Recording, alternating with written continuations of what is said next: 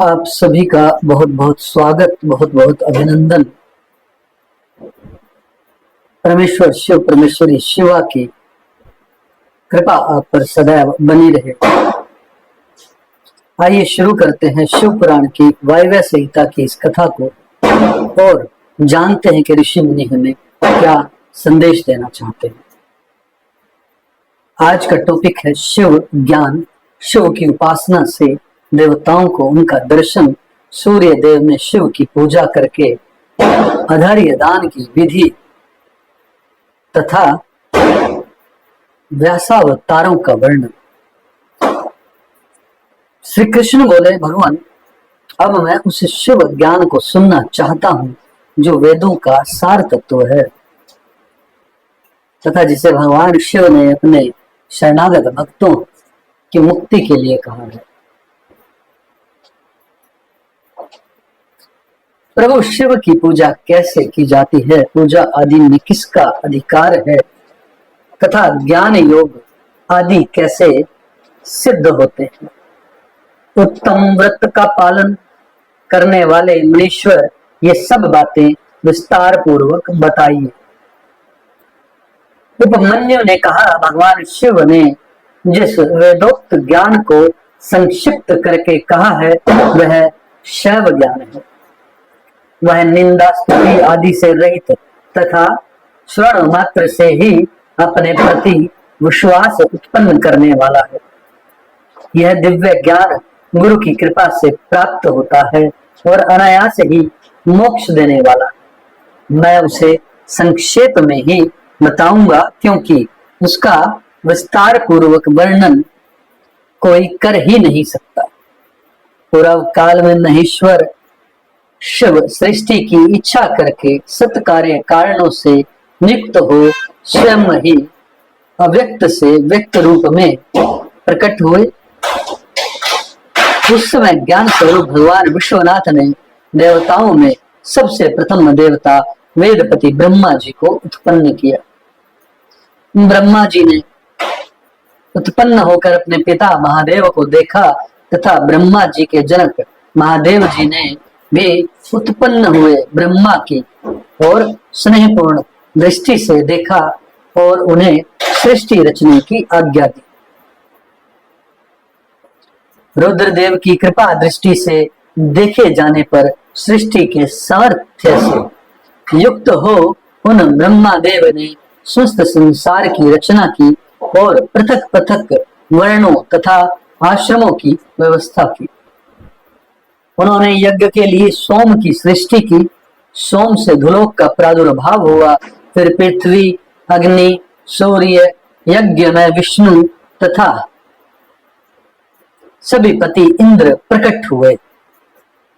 वे सब तथा अन्य देवता रुद्राय धाय पढ़कर रुद्रदेव की स्तुति करने लगे। तब भगवान महेश्वर अपनी लीला प्रकट करने के लिए उन सब का ज्ञान हरकर प्रसन्न मुख से उन देवताओं के आगे खड़े हो गए। तब देवताओं ने मोहित होकर उनसे पूछा, आप कौन हो? भगवान रुद्र बोले, श्रेष्ठ देवताओं सबसे पहले मैं ही था। इस समय भी श्रुत मैं ही हूँ और भविष्य में भी मैं ही रहूंगा। मेरे सिवा दूसरा कोई नहीं है। मैं भी अपने तेज से संपूर्ण जगत को तृप्त करता हूँ। मुझसे अधिक और मेरे समान कोई नहीं है। जो मुझे जानता है वह मुक्त हो जाता है। ऐसा कहकर भगवान रुद्र वहीं अंतर्ध्यान हो गए। जब देवताओं ने उन महेश्वर को नहीं देखा तब वे सामवेद के मंत्रों द्वारा उनकी स्तुति करने लगे। अथर्व शीर्ष में वर्णित पाशुपत व्रत को ग्रहण करके उन अमर गणों ने अपने संपूर्ण अंगों में भस्म लगा लिया। यह देख उन पर कृपा करके उनके लिए कृपा करने के लिए पशुपति महादेव अपने गणों और उमा के साथ उनके निकट आए। प्राणायाम के द्वारा श्वास को जीतकर निद्रा रहित एवं निष्पाप हुए योगी जन अपने हृदय में जिनका दर्शन करते हैं उन्हीं महादेव को उन देवेश्वरों ने वहां देखा। जिन्हें ईश्वर की इच्छा का अनुसरण करने वाली पराशक्ति कहते हैं, उन वामलोचना भवानी को भी उन्होंने वामदेव महेश्वर के वाम भाग में विराजमान देखा, जो संसार को त्याग कर शिव के परम पद को प्राप्त हो चुके हैं तथा जो नित्य सिद्ध है। उन गणेश्वरों का भी देवताओं ने दर्शन किया। तत्पश्चात देवता महेश्वर संबंधी वैदिक और पौराणिक दिव्य स्तोत्रों द्वारा देवी सहित महेश्वर की स्तुति करने लगे। तब वृषभध्वज महादेव जी भी उन देवताओं की और कृपा पूर्वक देखकर अत्यंत प्रसन्न हो स्वभाववत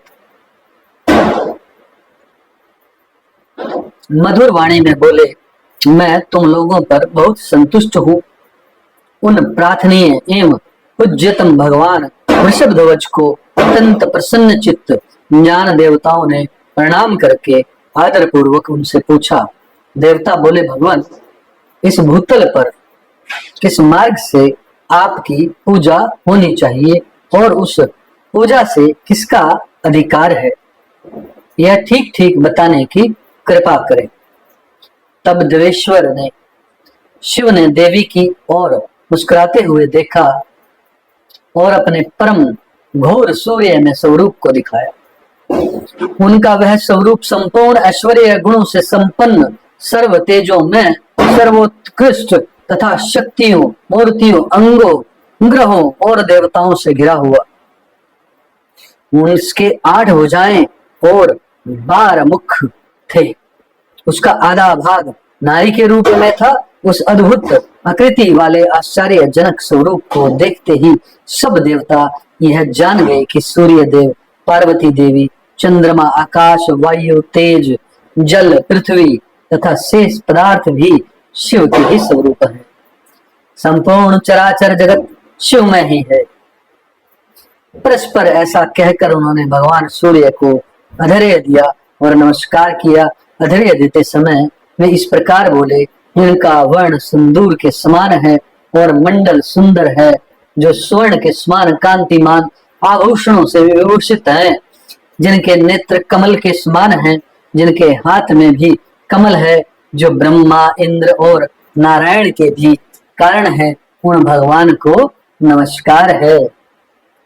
यह कह उत्तम रत्नों से पूर्ण स्वर्ण, कुमकुम, कुश और पुष्प से युक्त जल सोने के पात्र में लेकर उन देवेश्वर को अर्घ्य दे और कहें, भगवान, आप प्रसन्न हो, आप सबके आदि कारण हैं, आप ही रुद्र, विष्णु, ब्रह्मा और सूर्य रूप हैं।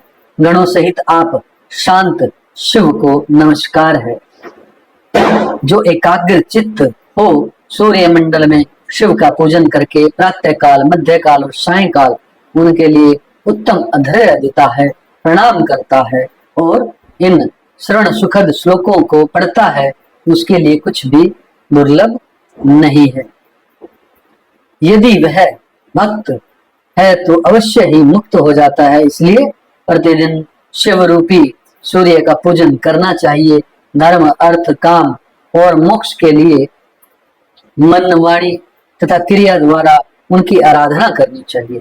तत्पश्चात मंडल में विराजमान महेश्वर देवताओं की ओर देखकर और उन्हें संपूर्ण शास्त्रों में श्रेष्ठ शिव शास्त्र देकर वही अंतर्ध्यान हो गए। उस शास्त्र में शिव पूजा का अधिकार ब्राह्मण, क्षत्रिय और वैश्यों को दिया गया। यह जानकर देवेश्वर शिव को प्रणाम करके देवता जैसे आए थे वैसे चले गए। तदंतर दीर्घ काल के पश्चात जब वह शास्त्र लुप्त हो गया, तब भगवान शंकर के अंग में बैठी हुई महेश्वरी शिवा ने पति देव से उसके विषय में पूछा। तब देवी से प्रेरित हो चंद्रभूषण महादेव ने वेदों का सार निकलकर संपूर्ण आगमों में श्रेष्ठ शास्त्र का उपदेश दिया। फिर उन परमेश्वर की आज्ञा से मैंने गुरुदेव अगस्त्य ने और महर्षि दधीची ने भी लोक में उस शास्त्र का प्रचार किया। शूलपाणी महादेव स्वयं भी युग युग में भूतल पर अवतार ले अपने आश्रित जनों की मुक्ति के लिए ज्ञान का प्रसार करते हैं। ऋभु, सत्य, भार्गव, अंगिरा, सविता, मृत्यु, इंद्र, मुनिवर वशिष्ठ, शाश्वत, त्रिधामा, मुनि श्रेष्ठ, त्रिवर्त, सत्य तेजा, साक्षात धर्म स्वरूप नारायण, सौरक्ष, बुद्धिमान, आरुणी, कृतज्ञ, भारद्वाज, श्रेष्ठ विद्वान गौतम, वाचश्रवा मुनि, पवित्र सूक्ष्मायनी, तृणबिंदु मुनि, कृष्ण, शक्ति, साक्त्य, पराशर, उत्तर, जातु, कर्ण और साक्षात नारायण स्वरूप कृष्ण, देवापायन मुनि, ये सब व्यासावतार है। अब क्रमशः कल्प योगेश्वरों का वर्णन सुनो।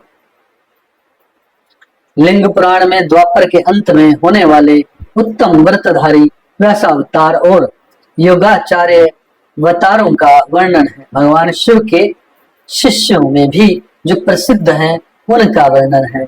उन अवतारों में भगवान के मुख्य रूप से 4 महातेजस्वी शिष्य होते हैं, फिर उनके सैकड़ों हजारों शिष्य शिष्य हो जाते हैं। लोक में उनके उपदेश के अनुसार भगवान शिव की आज्ञा पालन करके आदि के द्वारा भक्ति से अत्यंत भावित हो भाग्यवान पुरुष मुक्त हो जाते। यह कथा बड़ी अद्भुत है। शिव पुराण की हर कथा ही अद्भुत है। हमें गौर से सुननी चाहिए, हमें इसका बार बार सुनकर मनन करना चाहिए और उसे प्रैक्टिकल उपयोग में लेके आए। आप सब पर शिव की कृपा और शिवा की कृपा सदैव बनी रहे, यही मेरी मनोकामना है। ओम तत्सत, ओम तत्सत, ओम तत्सत।